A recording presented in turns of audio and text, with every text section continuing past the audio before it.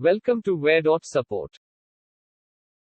How to install and activate Waredot UpDrivers. Open the Waredot download link that you have received on your email. Click on the green button Download Now.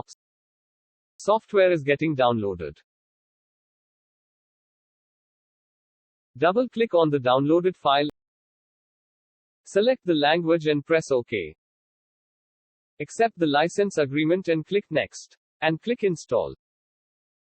Now follow the instructions on your computer screen. As UpDrivers software is open. To activate the software, click on the menu option at the top left. Click on the Activate. Fill in the details and the activation key that you have received on your email after purchase. Activation is done successfully.